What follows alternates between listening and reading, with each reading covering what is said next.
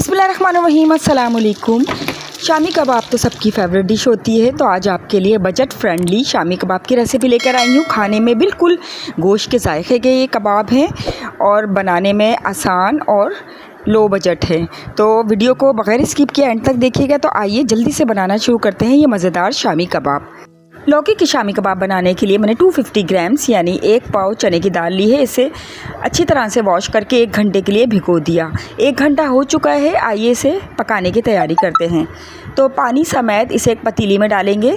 इसमें पानी इतना ही डालेंगे कि दाल खड़ी खड़ी रहे और गल भी जाए, बहुत ज़्यादा मैशी ना हो बस। अब मसाले डालेंगे 1 टीस्पून नमक, 1 टीस्पून सफ़ेद ज़ीरा, 5-6 गोल लाल मिर्चें, 1 टेबल स्पून भुना पिसा धनिया, हाफ़ टी स्पून हल्दी, 1 टीस्पून गरम मसाला होममेड, 3-4 लहसुन की जवें हैं छीलकर, थोड़ा सा अदरक का टुकड़ा है बारीक बारीक कट कर लिया। अब इसे हाई फ्लेम पे पकाने रख देंगे। जब बॉयल आ जाएगा तो इसके ऊपर जो झाग आ जाता है उसको उतार कर और हल्की आंच पर हाफ़ कवर करके चने की दाल कंप्लीट गलने तक पका लें। बीच बीच में चेक करते रहें। जब तक दाल पक रही है हम लौकी की तरफ आ जाते हैं। लौकी की तैयारी कर लेते हैं। ये हाफ़ केजी 500 ग्राम्स लौकी है।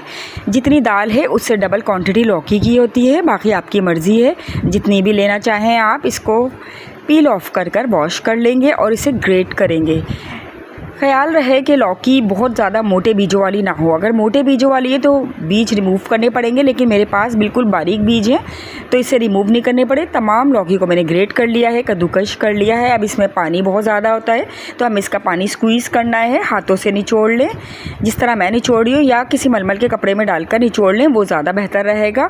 हाथों से फिर भी थोड़ा बहुत रह ही जाता है, सबसे निचोड़ा नहीं जाता, क्योंकि अगर ज़रा भी पानी रह गया तो कबाब बहुत आराम से नहीं बनेंगे, टूटेंगे और बहुत सॉफ्ट हो जाएंगे। तो लौकी में पानी निकालना ज़रूरी होता है। अब देखें दाल हमारी तकरीबन गल चुकी है।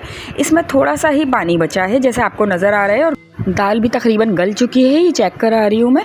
बस इस स्टेज पे हम एक चिकन क्यूब को हाथ से तोड़कर डाल देंगे। इसे मिक्स करेंगे और बस जो पानी रह गया है इसको भी खुश्क कर लेंगे। जब पानी खुश्क हो जाएगा, दाल ठंडी हो जाएगी, तो इसे चॉपर पे या सिल पे पीस लें, जैसे मैंने पीस ली है। अब ये कद्दूकश की हुई लौकी है और ये पिसी हुई दाल है। अब पिसी हुई दाल हम ये ग्रेट की हुई लौकी में डाल देंगे।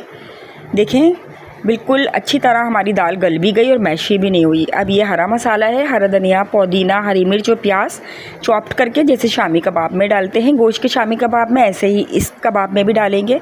अब अच्छी तरीके से हाथ से मिक्स करेंगे। अब एक मुट्ठी मैंने आटा डाल दिया है, जो जिससे रोटियाँ बनती हैं, चक्की का आटा है, डाल के मिक्स कर देंगे। इससे आपके कबाब टूटेंगे नहीं। अब इसे फ्रिज में रख दें। तो ये मैंने दोपहर में ये सारा काम किया था, रात में अब मैं डिनर के लिए कबाब बना रही हूँ, तो अब मैंने निकाले हैं ये, और ये थोड़े से सॉफ्ट होते हैं, थोड़ा सा हैंडल मुश्किल से होते हैं। आप आटा डाल दें, फ्रिज में थोड़ी देर के लिए रखें और पानी बिल्कुल लौकी में ना हो, तो इंशाल्लाह आपके भी अच्छे बनेंगे। बस इस तरह शेप दे लें, पतला मोटा छोटे बड़े जैसे आप चाहें शेप दे लें। अब एक अंडे को बीट कर लें, अच्छी तरह फेंट लें विस्क या फोक की मदद से, और ये कबाब को उठाएंगे, अंडे में कोट करेंगे, और इतने में पैन में हम घी या ऑयल जो भी आप गरम करने रख दें और इस तरह कबाब रखते जाएं अंडे में डिप करके।